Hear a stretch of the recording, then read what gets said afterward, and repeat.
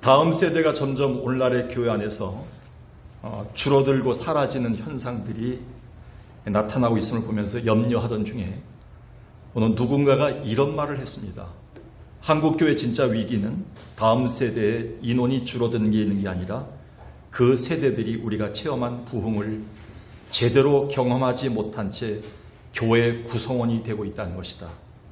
이 말은 사실 어쩌면 우리 지금의 현대 그리스도인들 대다수가 하나님을 그저 이론적으로나 설교를 통해서만 알았지 저들의 일상 속에서 살아계신 하나님을 직접 맛보아 체험하고 아는 경험 지식이 없다는 말입니다. 즉 하나님에 대한 분명한 확신과 성령의 뜨거운 체험이 없이도 주일학교 교사가 되거나 교회 중직이 되거나 교회를 섬기는 막중한 책임을 맡고 있으며 이 사회를 향한 선한 영향력을 끼치는 책임감에 참여하고 있다는 사실이었습니다. 이것은 우리가 사는 국가나 사회에도 마찬가지입니다. 그 세대의 구성원들이 가진 축적된 경험들이나 역사는 소중한 무형자산이며 저력이기 때문입니다. 그런 측면에서 보면 이 사회의 원로나 참전 용사가 건재하다는 것은 그 세대가 가진 엄청난 자산이 아닐 수 없습니다. 지나간 이야기지만 과거의 김일성이 대한민국을 쳐들어오지 못했던 이유 중에 하나가 아직도 우리나라에 건재하고 계신 월남 참전 용사들이나 여러 파병 용사들 때문이라는 얘기를 들었습니다. 그것은 지금 러시아가 우크라이나와의 전쟁에서 계속 고전하는 이유 중에 하나인데, 즉 그들 세대 중에 전쟁을 경험하고 승리해본 자들이 별로 없기 때문에 전쟁에 나가서 도망치고 있는 모습들입니다. 그만큼 경험한 지식은 아주 소중한 자산이 아닐 수 없습니다. 그런데 이것은 지금 우리의 신앙생활에 있어서는 아주 결정적입니다. 우리가 살면서 일상에서 하나님을 경험하지 못한 채 그저 말로만 아멘 믿습니다 할렐루야를 한다면 그건 마치 모래 위에 세운 집과 같으며 명목상의 그리스도인에 불과할 것입니다. 마치 계시록의 4대 교회처럼 살았다 하는 이름은 가졌으나 실상은 죽은 자가 된 것입니다. 제임스 패커라는 사람, 제가 이분 때문에 이 캐나다에 있는 이 신학교에 가서 공부하고 싶은 마음도 들었었는데요. J.I. 패커가 쓴 하나님을 아는 지식이라는 책이 있습니다. 이 책에서 이렇게 얘기합니다. 많은 사람들이 하나님에 대해서는 많이 안다. 오랫동안 신앙생활하면서 하나님이 어떤 분이고 하나님을 어떻게 가르쳐야 되고 하나님이 이런 분이다 라는 것은 말은 많이 한다. 그건 하나님에 대해서만 아는 것이다. 그런데 하나님을 직접 경험해서 아는 하나님을 알지 못한다 이렇게 얘기합니다. 우리가 경험상으로 하나님이 어떤 분인가를 체험한 게 없기 때문에 자녀들 앞에서 떳떳하게 교회 나가라, 자녀들 앞에서 떳떳하게 이런 하나님이다 눈물 흘리면서 얘기 못한다는 것이죠. 그만큼 우리는 하나님에 대한 지식은 많이 아는데 하나님을 별로 경험하지 못했다는 것이죠. 저는 그래서 호세아가 이렇게 얘기했습니다. 호세아 6장 6절에 보니까 나는 인애를 원하고 제사를 원치 않으며 번제보다 하나님을 아는 것을 원하노라.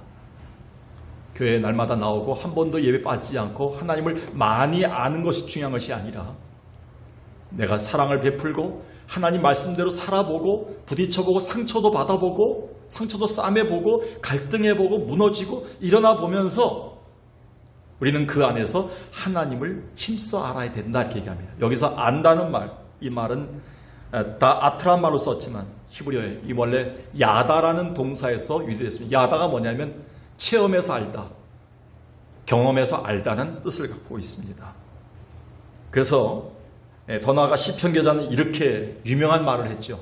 시편 34편 8절 보니까 너희는 하나님의 선하심을 맛보아 알지어다. 굉장히 이 말은 은혜로운 말입니다. 하나님이 살아계시다, 하나님의 소망이다, 하나님의 생명이다, 이건 누구나 할 수 있다는 거예요. 그러나 하나님이 살아계시다는 것을 한번 체험했다는 얘기예요. 하나님이 진짜 우리 가운데서 능력 있는 하나님인 것을 삶에서 보아내는 얘기예요. 그래야지만 자녀들에게나 주변 사람들에게 이 말씀을 전할 수 있다는 겁니다. 저는 우리 하나님을 기도원에 갈 때마다, 가끔 예배당에 올라와서 혼자 기도할 때마다, 가끔 위기나 어떤 고난 속에서 이겨낼 때마다 우리 하나님은 한마디로 영어로는 스위트 하시더라고요. 어떤 향기롭게 사탕처럼 이렇게 냄새가 나요. 어떤 향기가 나더라고요.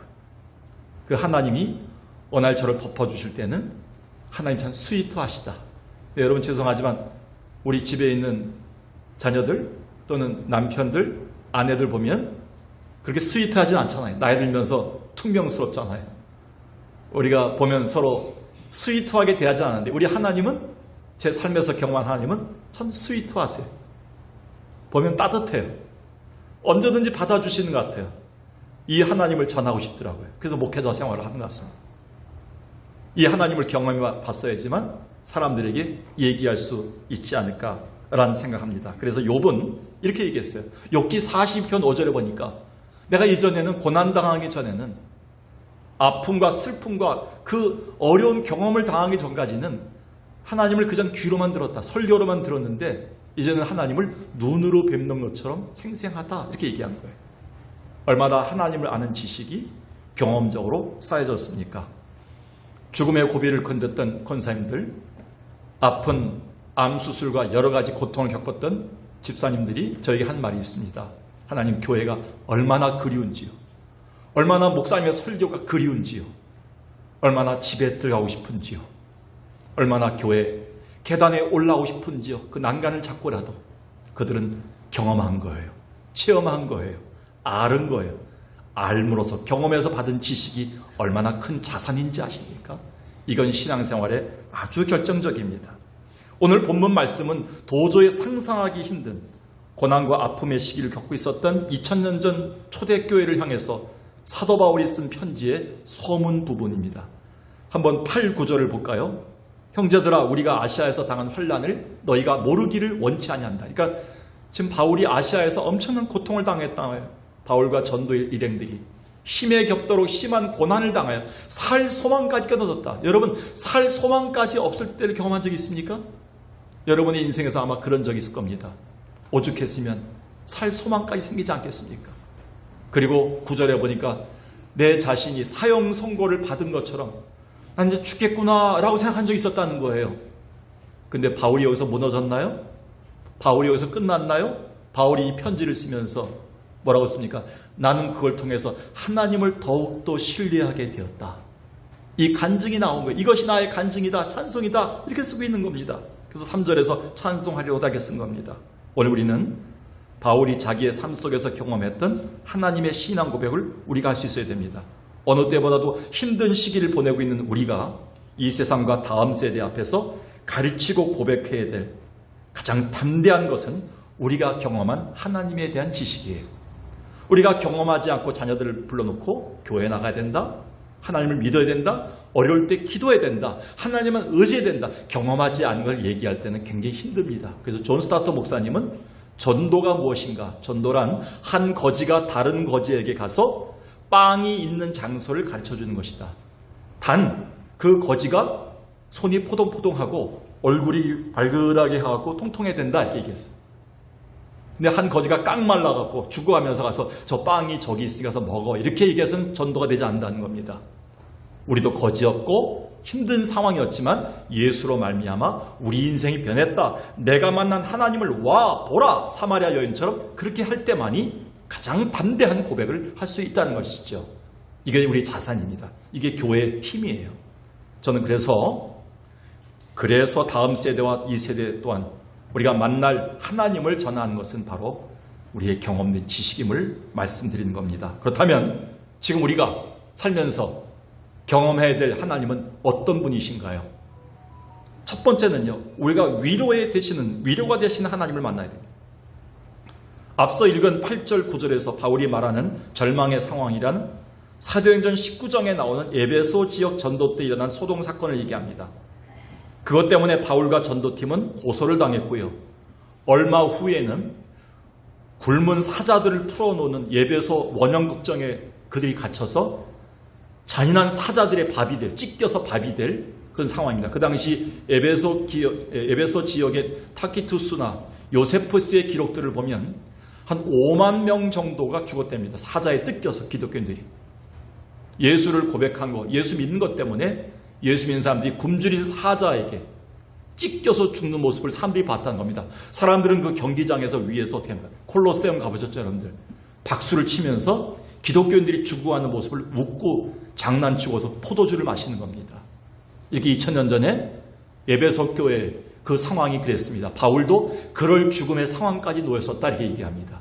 근데 그런 상황에서 바울은 무너지지 않았습니다.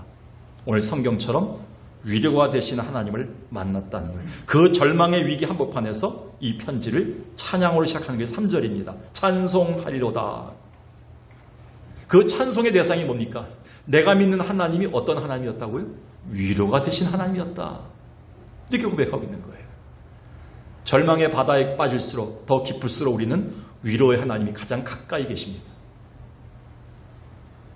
이것은 자기 복음으로 전했던 예수 그리스도 곧 자비의 아버지신 하나님이 위기 한복판에 직접 찾아오셔서 나의 위로가 되었다는 그런 고백입니다. 오늘 본문 4절과 7절 사이에 보면 많이 반복되는 단어가 환난입니다. 그리고 고난입니다. 그리고 큰 사망입니다. 볼까요? 4절부터 보면 모든 환난 중에서, 그리고 모든 환난 중에 5절에 보니까 그리스도의 고난이, 그리고 6절 보십시오. 우리가 환난 당하는 것도, 그리고 우리가 받는 것 같은 고난을 읽겠습니다. 7절까지 보니까요. 너희를 위한 우리의 소망이 견고하면 너희가 고난에, 여러분, 고난, 환난, 사망 이런 말이 얼마나 많이 등장합니까? 그런데 이 말을 압도하는 단 하나, 한 단어 때문에 바울은 이 편지를 썼습니다. 어떤 말입니까? 위로란 말입니다. 다시 보겠습니다. 4절부터 다시 보면 모든 환난 가운데 중에서 우리를 위로하사 또 하나님께 받은 위로로서, 그리고 4절 맨 마지막에 능히 위로하게 하시는, 우리가 받는 위로로 말미암아, 그리고 다시 6절 너희가 위로와 구원을 받게 하는 것이다. 너희가 위로를 받는 것이다. 이 위로가 여러분 고난과 환난과 아픔과 상처와 여러분이 갖고 있는 절망의 단어 모든 걸 합쳐도 이 한 단어를 넘어설 수 없습니다. 할렐루야. 위로의 하나님이십니다. 이 하나님 한 분 한 분, 이 위로의 하나님 한 분이 모든 걸 압도할 수 있다는 거예요. 바울은 이 하나님을 만났다는 거예요. 하나님의 큰 그림 속에는 나를 힘들게 한 것이 아니라 우리 가족과 자녀들을 구원하기 위한 하나님의 위로와 구원의 계획이 들어가 있었다는 겁니다. 이걸 바울은 환난의 한복판에서 만났습니다. 얼마 전에 저는 오랜만에 광림 기도원을 다녀왔습니다. 도저히 모든 것을 떠나 모든 걸 내려놓고 기도하지 않으면 안 될 정도로 마음이 무겁고 답답했었습니다. 그런데 밤중쯤인가요? 여러분 권사님들과 자주 갔던 거기 에베소 광장이 있습니다. 이렇게 계단식으로 밖에 거의 밤에 올라가서 기도하는데 말씀이 떠오르더라고요. 시편 119편 116절. 제가 그래서 이 구절을 저희 교회 2개월 동안 이 뒤에 현수막에다 적고 우리가 소망을 갖고 있습니다. 이 구절 한번 읽어볼까요? 시작. 주의 말씀대로 나를 붙들어 살게 하시고 내 소망이 부끄럽지 않게 하소서. 내 소망이 부끄럽지 않게 하소서. 내 소망이 부끄럽지 않게 하소서. 이게 뭔가? 갑자기 정신이 번쩍 들면서 제 마음속에 이렇게 말씀해줬습니다. 내가 지금까지 믿고 의지했던 하나님에 대한 소망을 부끄럽지 않게 해주시겠다는 약속이었어요. 또 제가 그동안 기도하고 바랬던 소망들도 부끄럽지 않게 해주시겠다는 확신이었어요. 그동안 그렇게도 많이 읽었던 말씀인데 그날 밤에는 제게 위로의 하나님으로 다가오셔서 저와 함께 하신 것입니다. 이보다 제게 더 큰 위로가 또 있나요? 여러분 석강교회 섬긴 거, 자녀 끝까지 붙들고 기도한 거, 여러분 끝까지 그 직분 팽개치지 않고 섬겼던 거, 끝까지 기도하면서 울며 섬겼던 거, 하나님 그 소망 부끄럽지 않게 해주실 분임을 믿으시기 바라겠어요. 그 하나님이 위로 가운데 여러분을 덮어주시고 여러분이 기도 제목 부끄럽지 않고 해결해 주실 분이세요. 그 하나님께 놓고 기도하기 위해서 우리는 힘들어도 예배에 나오는 거예요. 그래서 히브리서 기자는 히브리서 4장에서 이렇게 얘기했어요. 우리 예수님은 이미 우리가 당한 고통, 괴로움, 상처를 다 받으신 분이시다. 그래서 우리는 담대하게 마음 놓고 은혜의 보좌 앞에 나오기만 하면 된다. 이렇게 얘기했어요. 여러분 힘들어도요, 기어서라도 위로의 하나님이 계신 이곳에서 제가 만난, 아브라함이 만난, 바울이 만난 위로의 하나님을 만날 수 있는 여러분들의 주의 이름으로 간절히 축원합니다.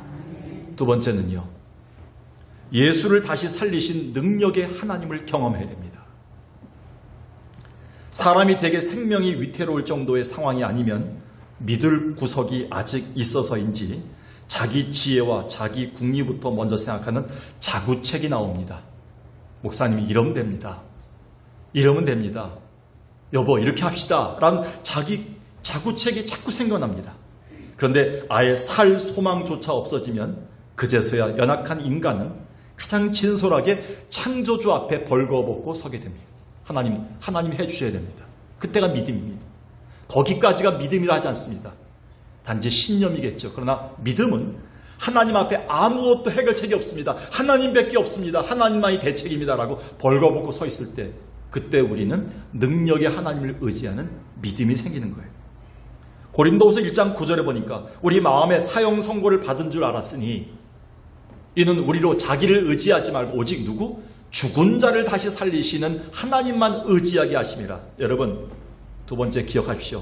예수를 다시 살리신 능력의 하나님을 우리는 만나야 된다는 것이죠. 즉 자신이 그런 상황 속에서 너무나 무력하고 연약한 자임을 철저히 자각한 후에 비로소 자기 힘의 근원이시며 방패가 되시는 능력의 하나님을 경험하게 되는 겁니다. 특히 바울은 이미 로마서에서 말한 죽은 자를 살리신 능력의 하나님을 만났습니다. 로마서 8장 34절에 보면 바울의 신앙 고백입니다. 여긴 써있지 않지만 8장 31절이 뭡니까? 하나님이 나를 위하신다면 누가 나를 대적하겠는가 하면서 공격합니다. 마귀를 향해서. 34절에 누가 정죄하겠는가? 죽으실 뿐 아니라 다시 살아나신 이가 예수인데 다시 살아나신 예수를 믿고 있는 나를 누가 정죄하겠는가? 우리가 지금 죽음을 당하고 고통을 당하고 예수 믿는 것 때문에 우리가 큰 고통 가운데 혼란 중에 있지만 37절 뭡니까? 다 같이 시작. 그러나 이 모든 일에 우리를 사랑하시는 이로 말미암아 우리가 넉넉히 이기느니라. 이분이 누굽니까? 죽은 자를 살리신 하나님이세요. 죽음에서 부활하신 예수 그리스도, 그분을 믿기 때문에 우리는 혼란, 고통, 아픔, 상처라는 단어를 다 뒤집어 엎을 정도의 능력을 갖게 되는 거예요. 우리가 만날 하나님은, 경험할 하나님은 바로 예수를 다시 살리신 능력의 하나님이에요. 우리는 기억해야 됩니다. 그래서 본문에서 바울은 이 능력의 하나님을 경험한 다음에 이렇게 확신합니다. 10절 이것도 한번 같이 읽어볼까요? 시작. 그가 이같이 큰 사망에서 우리를 건지셨고 또 건지실 것이며 이후에도 건지시기를 그에게 바라노라. 어떤 분이 이렇게 기도하더라고요. 예수님, 우리 가정에 이런 어려움이 있는데 해주실래요? 힘드시면 그만두고요.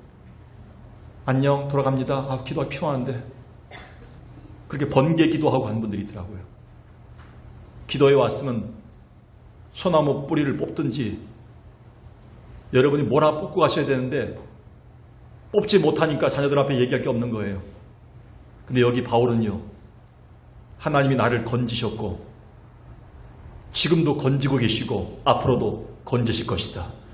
우리 하나님이 얼마나 능력인지 아십니까? 과거에도 계셨고 지금도 계시고 앞으로도 내 자녀들과 내 죽음 이후에도 하나님 우리 가정을 건지실 것을 확신하고 살아야 됩니다.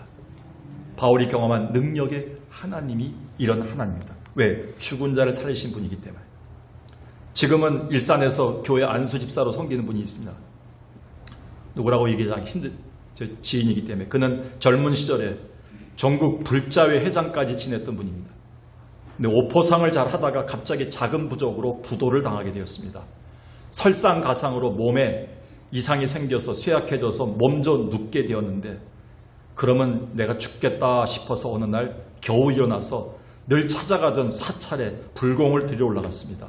근데 그날따라 웬일인지 대웅전에 앉아있는 부처님 얼굴이 전혀 평화롭게 다가오거나 전혀 위로가 되지 않았답니다. 왜 그러지? 부처님의 그 얼굴은 지금 자기의 고통과는 전혀 상관이 없는 것처럼 보였답니다. 그러다가 포기하고 다시 누워있는데 어느 지인의 소개로 교회 예배에 참석하게 되었습니다. 그날따라 목사님의 설교가 죽음에서 부활하신 예수님의 능력이었습니다. 그 설교를 듣다가 왠지 그 십자가에서 우리를 위해서 목숨까지 다 버리신 분이라면 내 모든 걸 짊어갈 수 있겠다. 내 모든 걸 맡겨도 되겠다는 생각이 들었답니다. 그때 믿음이 생기면서 그날부터 교회에 등록하고 신앙생활하면서 십자가의 죽음에서 다시 살아나신 예수 그리스도를 믿게 되었고 그 하나님을 직접 체험하게 되었습니다. 오늘 우리 또한 이 능력의 하나님이 우리와 함께 계시면서 여러분의 세상의 모든 것이 끊어질 때 끝까지 여러분을 붙들어 줄 줄 믿습니다.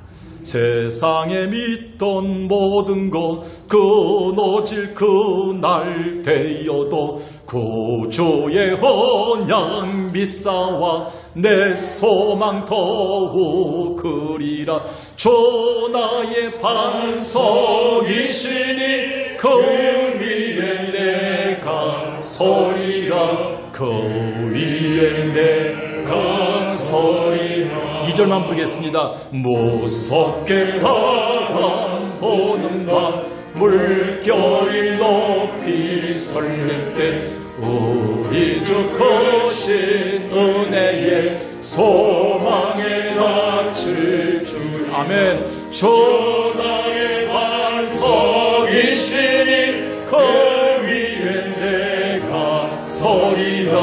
그 위에 내가 서리라. 아멘. 오늘 예수를 죽음에서 살리신 능력의 하나님을 경험하는 여러분 되길 주의 이름으로 축원합니다. 마지막 세 번째는요, 우리를 축복의 통로로 사용하시는 하나님을 만나야 됩니다. 바울은 4절에서 주님이 우리에게 환난을 허락하신 궁극적 이유를 이렇게 말합니다. 4절을 볼까요? 우리의 모든 환난 중에서 우리를 위로하셨던 이유가 뭐냐? 우리로 하여금 하나님께 받은 위로로서 모든 환난 중에 있는 자들을 능히 위로하게 하시는 이시다. 바울이 여기서 정신이 번쩍 들었겠죠. 왜 나에게 이런 환난 속을, 이 어려움을 견디게 하시는가?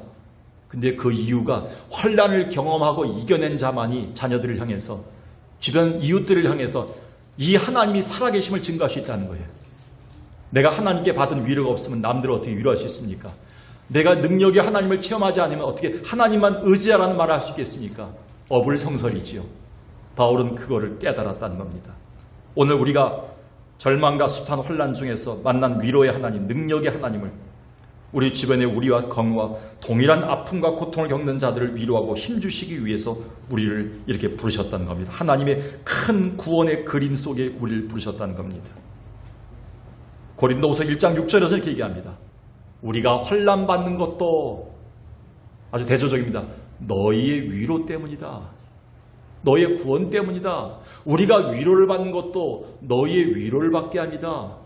이 위로가 너희 속에 역사한다. 우리와 너희, 나와 너. 우리가 지금 힘들고 어려울 때도 견뎌내고 이겨내고 이 하나님을 체험할 때 우리를 바라보는 자녀뿐만 아니라 우리 주변 사람들이 그 하나님을 체험하게 될 수 있다는 겁니다. 이게 바로 하나님이 나를 축복의 통로로 사용하고 계시는 것입니다. 이 하나님 우리가 경험할 수 있어야 됩니다. 어머니 어떻게 이 어려움을 견뎌냈어요? 아버지 우리 가정이 무너질 때, 사업장이 무너질 때 어떻게 이걸 이겨냈어요? 어떻게 우리들을 버리지 않고 여기까지 견디고 엄마 혼자 키울 수 있었어요? 물어볼 때 그 하나님은 능력의 하나님이었다. 그 하나님은 엎드릴 때마다 내게 다가오시는, 내 소망이 부끄럽지 않게 해주시는 바로 위로의 하나님이었다. 이 축복을 전달하는 여러분 되길 바라겠습니다. 그래서 하나님이 여러분을 축복의 통로로 사용하기를 원하고 계십니다. 그래서 눈물의 골짜기를 걸어보지 않고는, 눈물의 터널을 지내보지 않고는 그 터널을 지나고 골짜기를 가는 자들을 위로할 사람은 아무도 없습니다. 시인 괴테도 이렇게 얘기했죠.